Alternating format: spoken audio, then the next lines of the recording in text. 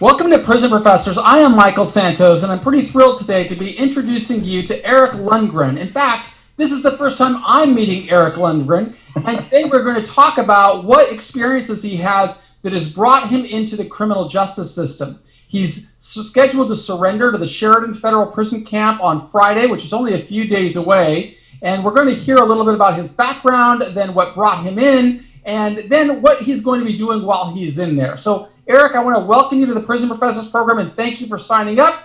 Tell us a little bit about your background. Thank you, Michael. My background, I've been a computer electronic recycler since I was 16 years old. I am now 33 years old, and I work with some of the largest Fortune 500 companies in the country doing electronic waste recycling. So you were 16 years old, you said, when you began in this career. Walk us through a little bit about what it means. And just to give you some background, if I'm asking a stupid question, I was in prison for 26 years. So there's a lot about computers I've had to learn during this journey since I've come back to society, and it fascinates me. But just in case anybody in our audience doesn't know what a computer recycler is, I'd love to hear about it from you. Sure. Well, every single year, 43 million computers in the United States are thrown away. And we produce about 126 Eiffel Towers worth of e-waste just in the United States every single year.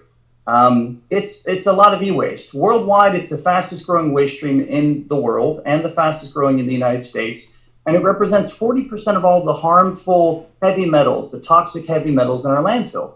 So when you use your gadget or gizmo, your cell phone, tablet, router, switches, hubs, gaming console, anything that you plug into a wall or anything that has a motherboard on it, when you use that and you go to throw it away, our landfills weren't designed for it. So we aggregate all that material, take it apart, and then recycle all the parts. And we try to reuse as much as possible in new applications. So you said you started when you were 16. What was it that inspired you to get involved in this type of business as a young teenager when most guys were, looking at the hot chicks in class? Well, I was still doing that. I was just trying to impress them in a different way. Okay. So yes, I went to my bank, my local bank, and I went to go deposit a check working in this small town on this little farm, and they were upgrading their computers. And so I sat and waited as the tellers were taking all their computers and making this giant pile right next to the exit. And I asked, well, what are you doing with all those? And they basically said, we don't know. We can't throw them away because of the toxic things that are in these electronics. So we're looking for a recycler. So I seized the moment. And I said, well, I'm a recycler. And the next thing I knew, I was taking all these computers home with me in the back of my beat-up Chevy S10 and started a computer recycling company in my mother's garage right there, actually. Time out. You were 16, and you told them that you were a recycler. Were you a recycler, in fact, at that time, or did you just see an opportunity? I was a 16-year-old farmer at that time that just thought I could become a recycler. So, yeah. And today, that is awesome. It's a great entrepreneurial story. Thank you. Thank you. Today, we recycle 43 million pounds worth of e-waste every single year, and we recycle for 14 of the largest Fortune 500 companies in the United States. So it's grown. It's grown to become 7 branches globally, and it's done very well. So let's back that up a second. So you were 16. You start off with this awesome opportunity that you see. You don't hesitate. You seize the moment. You bring the computers home. How do you monetize that type of business? You take home a bunch of old computers that are supposed to be discarded. Where's the business in that? Well, there was none to start. It was just Frankenstein computers in my garage trying to figure out what the heck can I reuse here. And I quickly realized that these $500 computers, if I could take 2 broken ones and make one working one, that I could sell that for $250 on Craigslist. And so it started as I was my first employee, and I was, taking 2 broken and making one working and then putting it back out into society. Well, back then you had the corporate market and then the consumer market, and there was a divide, a digital divide. Eventually, consumers and corporate computers were of the same par, and that's when I started selling these to other countries that had that same digital divide, which created a demand for things that we would take for granted, like internet, where in other countries, I was giving them their first computer, which was our computer from 5 years ago. So it grew very quickly. By 19 years old, we were doing American Airlines. By 23 years old, I was doing all 5 branches of the U.S. military with the largest computer recycler in the country called SIMS. And now they're the largest in the world, actually, Sims Metals. And it just grew. It just grew into a wonderful thing where we were able to recycle as many computers as possible and keep it all out of landfills. That is an awesome story. Are you free to talk at all about your revenue growth and how you took that business from startup to where it is now, where you say you're handling more than 40 million pounds, I think you said, of e-waste? Yeah, sure. When I started, I paid for my first house at 19 years old off of recycled computers, keeping all this stuff out of landfills. And it felt really good because I felt like I wasn't hurting anybody to make money. Like I found a way. It's very difficult to find a way to profit, but then do good in society at the same time, that win-win situation. So I found that at a young age, and I just held onto it really tight. I knew I wanted to do it for the rest of my life. And, today I would say our company makes $14 million a year. It does in revenues, you mean? That's what your revenue base is, or that's what you earn? That's our revenue base. Our net is about $4 million a year. What an extraordinary success story and an inspiration for anybody who is really just needs to figure out, how do I become a go-getter? And a lot of people in our audience really need to learn how to create their own jobs because they've either been contaminated by a criminal background or something along those lines that they can't transition into the job market. And I just love to profile people like you who found ways to create their own opportunities and turn those opportunities into gold mines, which is just super awesome. So I would love to be celebrating you, but I know we're not celebrating. No, we're not. A moment tonight. We're talking about almost just a horrible story of our criminal justice system gone awry, bringing people into the system that should not be, which is just, part of the collateral consequences of mass incarceration. We just go after people that we should be perhaps looking at civilly, but instead we turn them into crimes. And why don't you help our audience understand how that happened to you, when instead of giving you awards on celebrating you on television, we're talking about going into the prison system? Yeah, well, I've always been about keeping this stuff out of landfills, all e-waste, that is. And I lived in China for 4.5 years. When I was over in China, I was trying to handle the e-waste epidemic because this is where we were shipping all of our electronics that we didn't know how to repair or fix. Basically, we were exporting them to China. And while there, I studied up on e-waste. I was in my early teens and then late teens, early 20s. And when I was studying up on e-waste and the effects of e-waste and how to start solutions for e-waste, I ended up sourcing all of the parts and components that refurbishers and recyclers needed in America to keep things working. Whenever your computer electronic breaks, it's always like one part that breaks and everything else is still functional. So I was trying to make sure that we in America had that one part or piece so that our items wouldn't be garbage, but we could repair them. Well, I sourced AC adapters and screws and bezels and batteries and everything that you can imagine.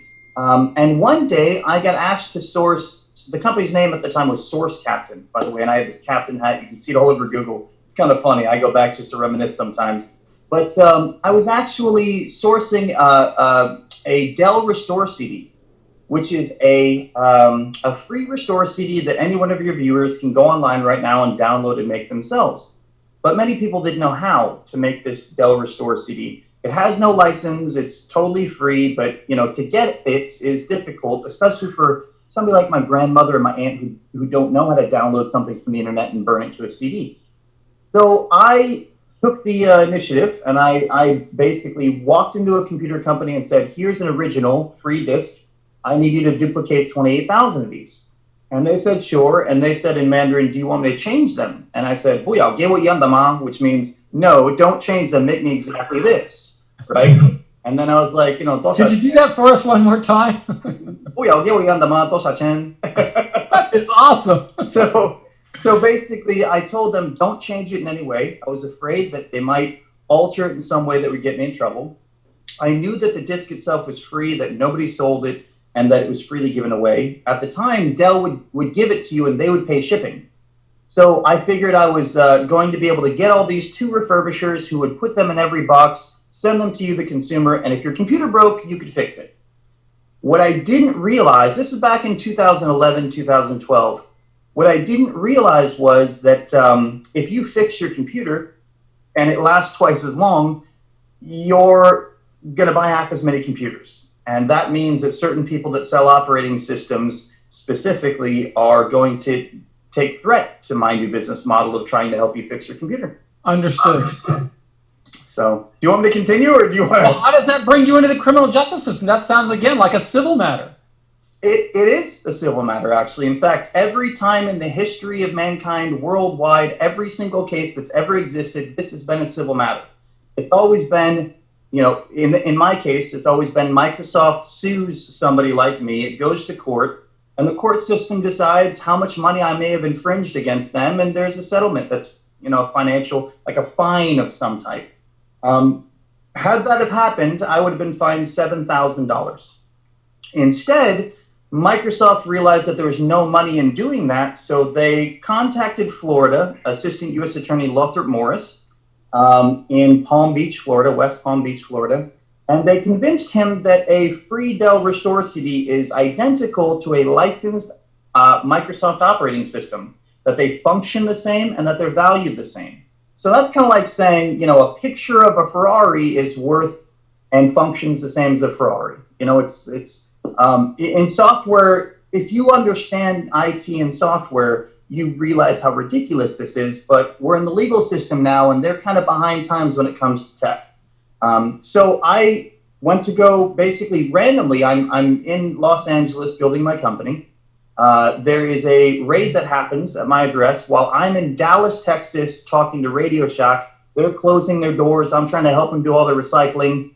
And in Los Angeles, there's a raid on my house. Guys, masks, guns, ablazing. Come on in and take all my electronics. I had a senior citizen couple, two friends that were staying with me. They were knocked on the ground, handcuffed, the whole 9 yards. And basically, I got a call later on that day from one of the two senior citizens saying that all this had happened. And I thought it was some weird joke. But they sent me the warrant. I read the warrant. And I still didn't realize what it was until about halfway through when it said Dell Restore CD. It kept saying Microsoft operating systems and licenses, and I'm going, I don't even know what they're talking about. Then it said Dell Restore CD in one place, and I went, oh, okay. They must not understand what this is. So I hopped on a plane, flew to Florida, and walked into the DA's office. Knock, knock, knock. Hey, I'm Eric. You just raided my house. Wait a second. Did you hire counsel by any chance to guide you or advise you, or did you do all of this unilaterally?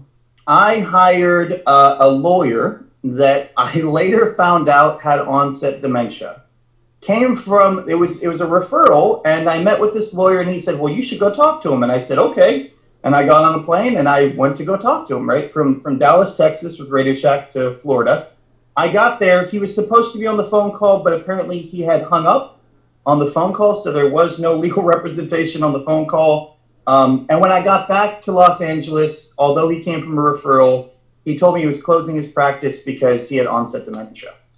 Well, it's very sad to hear that, but for anybody who's listening, please take heed of the wisdom that we're getting from Eric Lundgren, who was brought into the clutches of the criminal justice system for really an unjust reason. It sounds like to me, I haven't gotten the whole story yet, but that certainly sounds like another example of mass incarceration going way beyond the scope of what should be doing, and innocent people being brought into the system unnecessarily. But if you are ever targeted for prosecution or find out that you are have been notified in some kind of way that they're looking at you, I really implore you, do your research, do as much as you can to learn about what steps you can take to protect yourself and to protect your family, because we're going to hear the sad story of what happened to Eric after he flew down there basically without representation. What happened next when you went down and showed up at the prosecutor's office?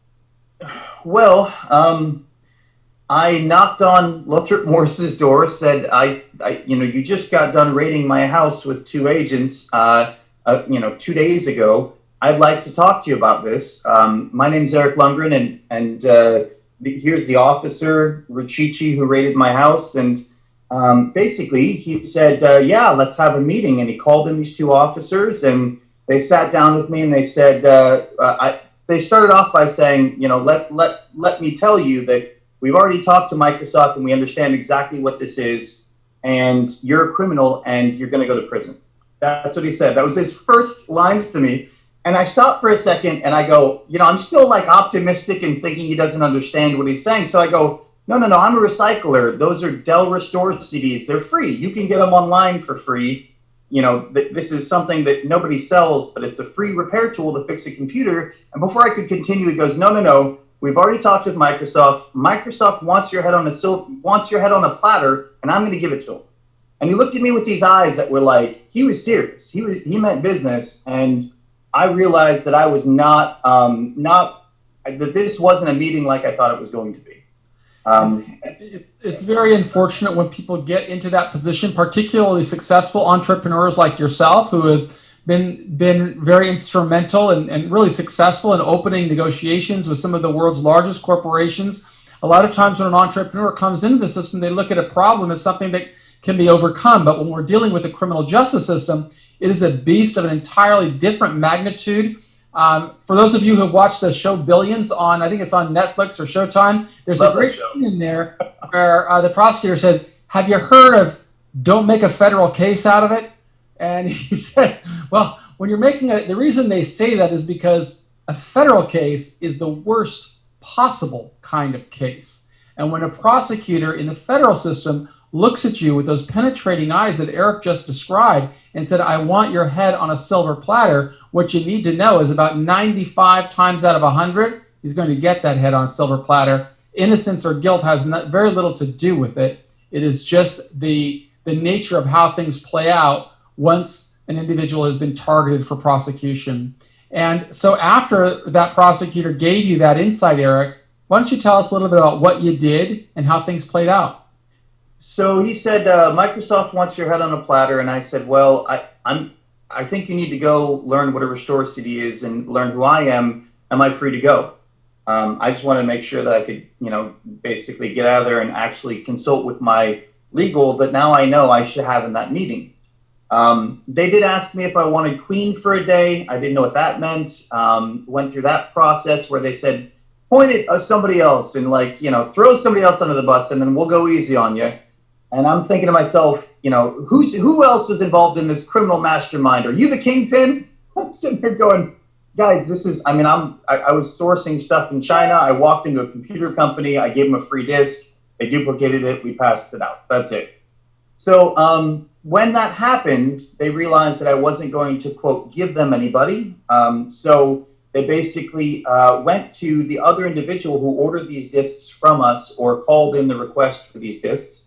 And that person did turn state's evidence against me, saying that I was the criminal mastermind.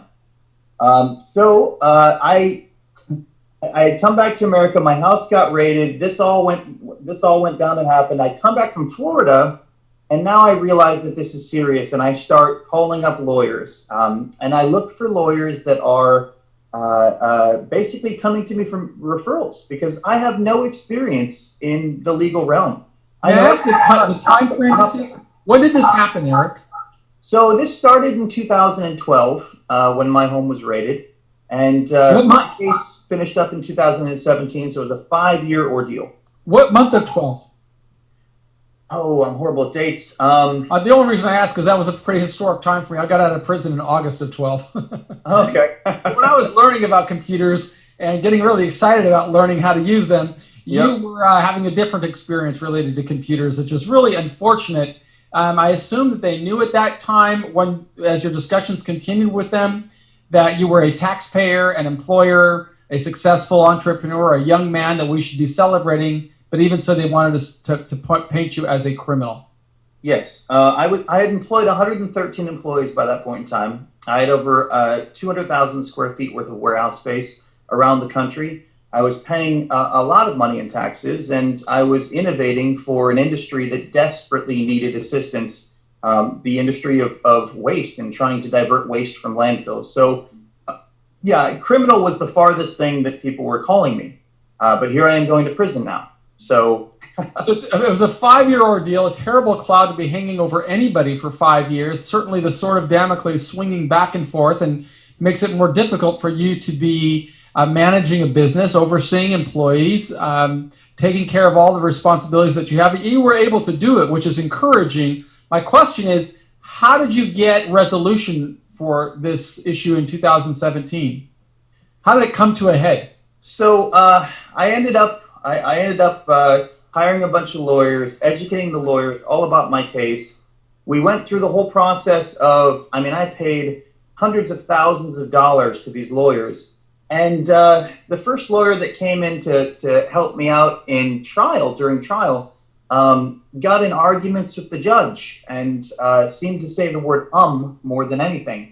I realized that she didn't understand any of my case and got very scared, because here I am, right about the time when trial's going on, and I have a lawyer who's horrible in a court setting with this judge. It's not working out. So we get another attorney who was a heavy hitter down there, was well known in the area, and I hired him at the last moment. He came in, but then he didn't know the IT aspect or technical specs or any of that. He didn't understand the technology. He was just a great lawyer. What I later realized was that his wife was working as an assistant U.S. attorney, and he had already applied to become a judge magistrate. When my case ended, both his wife and him, my legal defense and my legal defense's wife, both became magistrate judges. I didn't think anything of it, but during my case, I said, please submit this invoice, and my lawyer said no. I said, I have the largest computer company in the world, an expert witness here from the largest computer company in the world that's here to testify against Microsoft's testimony, stating that this Restore CD is worth 4.8 cents. And he said, the judge won't believe it. We're not going to put her on the stand. And then I said, okay, well, I have two other witnesses that I need you to bring up. He said, no, expert witnesses. One of them wrote the book Windows for Dummies. Then finally, one of my witnesses goes up, speaks, then Microsoft comes up to speak, and Microsoft says just right up there, right next to the judge sitting there, Microsoft, the witness, McGloin was his name, turned to the judge and said, here's a Dell Restore CD, here's a Microsoft operating system. They both basically function the same and are valued the same. And that was it for the judge. That's all the judge needed. The judge retired right after my case. He was born in 1940. He compared computers to file cabinets and compared my case to robbing a bank. And that's where I just kind of, it was like I was seeing this play unfold that I couldn't control at all, and I was being led to the slaughter. And it was by far one of the most horrific experiences that I've had in my entire life, because I was sitting on 47 years in prison, $8.37 million in fines and fees, and 21 federal indictments. So this is a very scary moment in my life, wondering what's going to happen when everybody in the courtroom now has basically came up with their own truth as to what a Dell Restore CD is. So Microsoft came in, and after this testimony, the judge asked Microsoft, well, what do you sell your operating system for then?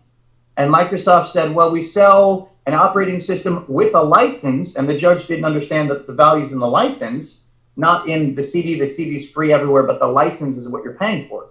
Judge didn't understand this. And so Microsoft said, we sell the operating system with the license for $25 to $40 wholesale. And the judge said, done, great. $25 times $28,000 is $700,000. That's the infringement amount. So Eric Lundgren is responsible for $700,000 worth of infringed value to Microsoft. Then they go over to the sentencing guidelines, and they go through the sentencing guidelines and come to the realization, basically come to a high and a low number to give me as a sentence, right? Mandatory minimums. And that sentence on the low end was 12 months, and on the high end was 36 months. And then he, during sentencing, said, you're a remarkable guy. I mean, at that time, I had just built the world's longest range electric vehicle, and out of garbage, out of e-waste, and beaten the world record by 3 times farther of a distance. So Tesla had it set at 300 miles. I took an electric vehicle that I built in 45 days, a half a mile away from 1,000 miles, 999.5 miles on a single charge. So we set the world record, Guinness Book World Record. The judge heard that, thought that was great, heard about what I was doing with the military and, like donating phones, and he thought that was great because he was a big military supporter. So during my sentencing, he goes, "You seem like a remarkable guy, and I really, I don't feel good doing this, but we got to sentence you. And, I got to give you prison time, but I'm going to go on the low end of the sentencing guidelines, and I'm going to give you 15 months. And I hope that when you get out, you're not a repeat offender." And I told him, I'm going to be a repeat offender when I get out because my offense is helping people, and I'm going to continue to help people. Honestly, if you asked me, I could sum it up this quick. I got in the way of Microsoft's profitable agenda, and the only way that they could get me to stop was by putting me in prison. And so in our society today, unfortunately, if you have the money, you can basically do whatever you want. They have the money and the power. I'm going to prison. Eric, that's a real American tragedy, and I'm sorry for those in our country who don't understand how easily it is to be brought into the criminal justice system. But there is a positive side to this, and that's regardless of what struggle a person faces at any given time, there's always an opportunity to grow and to give back and to become strong. And I know that's what you are going to do. And what I'd love to do is have you back for a second episode where we can talk a little bit about the steps that you have taken to get ready for this journey ahead. I'd love to hear what kind of plans you've made. Before we started this call, you asked me a little bit about some of the books that I might recommend while I was in, that you might want to read while you were in prison. Yes. I'd love to hear how you educated yourself about the prison system and how to prepare for the best possible outcome and help our listeners or our viewers understand that, yeah, life is tough. You can be spinning out of control. But if we could see a guy like Eric, who's in there, really the greater crime is they put him in there, and still see his positive attitude, his willingness to want to contribute to society and make society better and save e-waste and save, landfills and so on. I just have a lot of admiration for you and want you to have the best possible journey inside. And if it's okay with you, you could spare another 25 to 30 minutes. I'd love to just have one more conversation. Are you free? I'm happy to. I want to make the most of this experience, and I hope that you and your colleagues can help me do that. I really appreciate the fact that I've been able to work with your colleague closely, and he's really helped me out. Let's talk about it. He's talking about my very good friend and partner, Justin Paperny. Justin has great things to say about Eric, and we'll talk about him. But let's close this one out so we can get back on an easier one. This is going to be right back with part 2 of Eric Lundgren. Thank you. Thank you.